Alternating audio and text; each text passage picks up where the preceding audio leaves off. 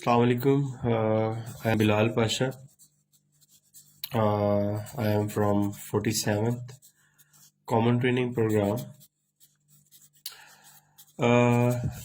एक बड़ा important topic है जो आईआर में, आपके यूएस हिस्ट्री में, करंट अफेयर में, इवन के पाक अफेयर में भी बार बार पूछा जाता है, कोल्ड वॉर। कोल्ड वॉर की तो शायद मैं डिटेल में ना जाऊं। मैं तुम्हें एक छोटा सा ट्रिक बताता हूँ जिससे आपको कोल्ड वॉर की मेन जो चीज़ है वो समझ आ जाएगी। कोल्ड वॉर को याद करने का एक सिंपल सा ट्रिक आपने यही याद रखना कि कोल्ड वॉर वो वॉर थी जो हिस्ट्री में कभी भी हॉट नहीं हुई। मतलब इसका क्या है? इसका मतलब है कि कोल्ड वॉर दो ब्लॉक्स के दरमियान थी, जिसमें जो एक ब्लॉक था वो वेस्टर्न ब्लॉक था और जो दूसरा ब्लॉक था वो ईस्टर्न ब्लॉक था। अब इनमें भी जो मेजर कंट्रीज रोल प्ले कर रहे थे, वेस्टर्न ब्लॉक में जो मेजर कंट्री रोल प्ले कर रहा था दैट वाज यूएसए, और ईस्टर्न ब्लॉक में जो मेजर कंट्री रोल प्ले कर रहा था दैट वाज यूएसएसआर, जो बाद में रशिया भी बना। So what is this USA?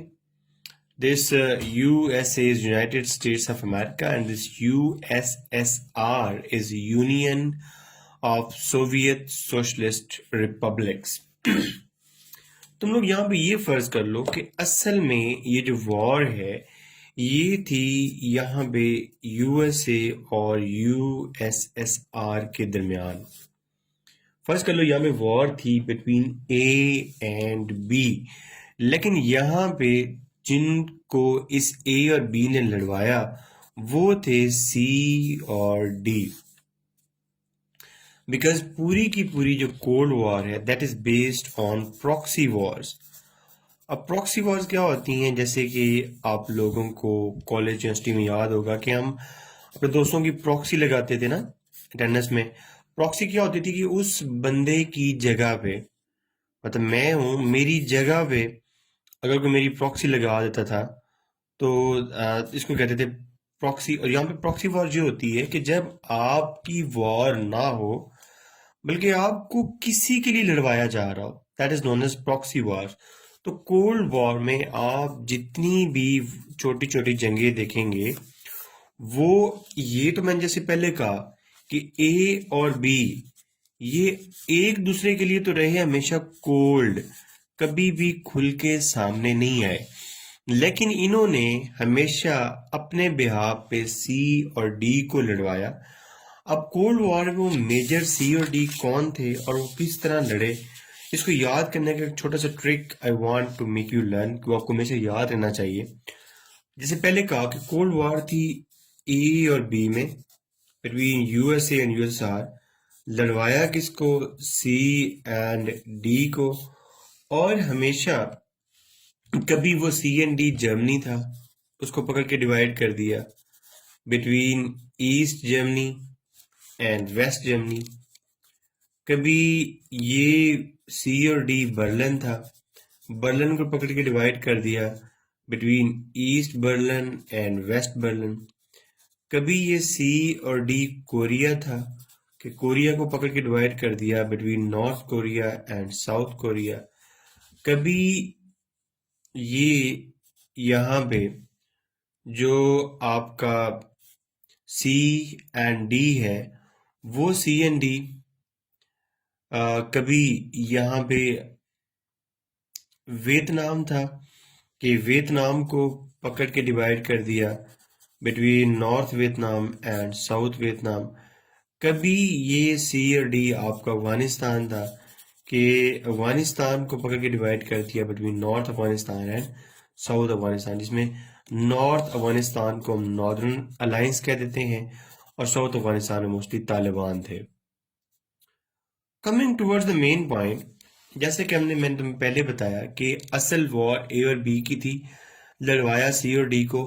तो ये नहीं याद रहता कि ईस्ट जर्मनी को कौन सपोर्ट कर रहा था और वेस्ट जर्मनी को कौन सपोर्ट कर रहा था, ईस्ट बर्लिन को कौन कर रहा था, वेस्ट बर्लिन को कौन कर रहा था, नॉर्थ कोरिया को कौन कर रहा था, साउथ कोरिया को कौन कर रहा था, नॉर्थ वियतनाम को कौन कर रहा था, साउथ वियतनाम को कौन कर रहा था।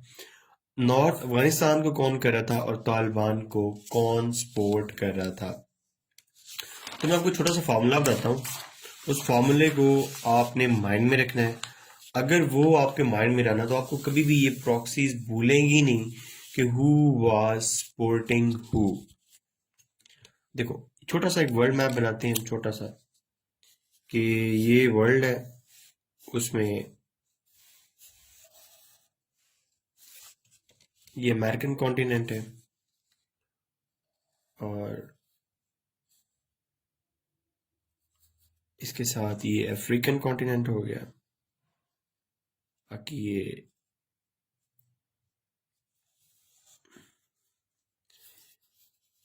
छोटा सा वर्ल्ड बनाते हैं ताकि तुम्हें बात से समझ आ सके।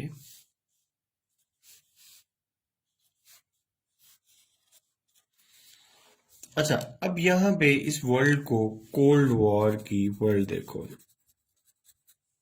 बस कोल्ड वॉर की वर्ल्ड में कह लो कि ये जो यूएसएसआर है ना, ये बहुत बड़ा था, बहुत बड़ा था यूएसएसआर। अब कोल्ड वॉर की प्रॉक्सी को याद करने के लिए ना इसको डिवाइड कर लो इस तरह कि नॉर्थ एंड साउथ में वर्ल्ड को एक दफा डिवाइड कर लो और एक दफा वर्ल्ड को डिवाइड कर लो बिटवीन ईस्ट एंड वेस्ट में। अब एक छोटा सा माइंड में फॉर्मूला अप्लाई करो, वो ये देखो कि उस टाइम भी और आजकल भी, उस टाइम भी और आजकल भी, उस टाइम जो सबसे बड़ा कंट्री था वो यूएसएसआर था, जो कि बहुत बड़ा था। यूएस तो उसके मुकाबले में कुछ भी नहीं था। जो यूएस इधर है तो बहुत छोटा सा था। यूएसएसआर इधर रशिया, इधर सारे जो सेंट्रल एशियन रिपब्लिक्स हैं, इधर ईस्टर्न यूरोपियन की कंट्रीज, वो सारे के सारे यूएसएसआर का पार्ट बनते थे। अब इस स्कीम को माइंड में रखते हुए नॉर्थ और साउथ में देखो, नॉर्थ में एरिया किसका ज्यादा है, यूएसएसआर का। तो यहाँ पे फर्ज कर लो कि मैंने लिख लिया यूएसएसआर, तो अल्टीमेटली जो दूसरा पार्टनर बचेगा वो यूएसए है। और फर्ज कर लो ये एक वर्ल्ड है छोटू सी। उसके बाद एक दफा वर्ल्ड को डिवाइड कर लो बिटवीन ईस्ट एंड वेस्ट। ये हमने डिवाइड किया नॉर्थ एंड साउथ। और मैंने सिर्फ आपको इतना कहा कि आप ये कर लो कि इस वर्ल्ड को माइंड में रखो और ये देखो कि इसमें नॉर्थ में ज्यादा पोर्शन किसका था, यूएसएसआर का। तो अल्टीमेटली जो दूसरा पोर्शन बचेगा वो वहां पे मैंने यूएसए लिख दिया। और यहाँ पे मैंने ये कहा कि ये फर्ज कर लो कि वर्ल्ड मैप को माइंड में रखते हुए कि ईस्ट पे कौन था, ईस्ट में था यूएसएसआर और वेस्ट पे कौन था, यूएसए था। अब इन दोनों चीजों को माइंड में रखते हुए जितनी भी प्रॉक्सीज थी वो बना लो। अब देखो, एक सबसे पहले जो चीज डिवाइड हुई वो जर्मनी की डिवीजन थी। किस में, between east Germany and west Germany. उसके बाद डिवीजन कोल्ड वॉर में थी बर्लिन की। बर्लिन किस में डिवाइड हुआ, between east Berlin and west Berlin. उसके बाद जो कोरिया है, कोरिया किस में डिवाइड हुआ, between North Korea and South Korea. इसी तरह यहाँ पे वियतनाम किस में डिवाइड हुआ, between North Vietnam and South Vietnam. और same is the case with Afghanistan, कि अफगानिस्तान किस में डिवाइड हुआ, बिटवीन नॉर्थ अफगानिस्तान, जिसको नॉर्दर्नर अलायंस कहते हैं, वही लिख लेते हैं, और नीचे मोस्टली थे तालिबान। अब यहाँ पे ना ये प्रॉक्सी में समझ नहीं आती कि इसको कौन सपोर्ट कर रहा था और इसको कौन कर रहा था, इसको कौन कर रहा था, इसको कौन कर रहा था, इसको कौन कर रहा था, इसको। उसके लिए वही जो मैंने फॉर्मूला बताया है उसको माइंड में रखो कि ये वर्ल्ड है। इस वर्ल्ड को अगर हम नॉर्थ और साउथ में डिवाइड करते हैं तो नॉर्थ में ज्यादा रीजन किसका था एरिया, यूएसएसआर का था, और साउथ में डेफिनेटली दूसरा प्लेयर वो जो है यूएसए हो जाएगा।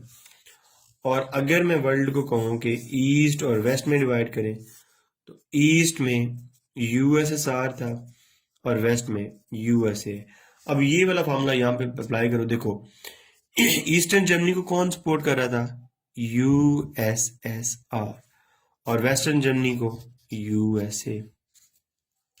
ईस्ट बर्लिन को यूएसएसआर, वेस्ट बर्लिन को यूएसए, नॉर्थ कोरिया को यूएसएसआर, साउथ कोरिया को यूएसए, नॉर्थ वियतनाम को यूएसएसआर, साउथ वियतनाम को यूएसए, नॉर्दर्न अलायंस को यूएसएसआर, नीचे तालिबान को कौन सपोर्ट कर रहा था, यूएसए।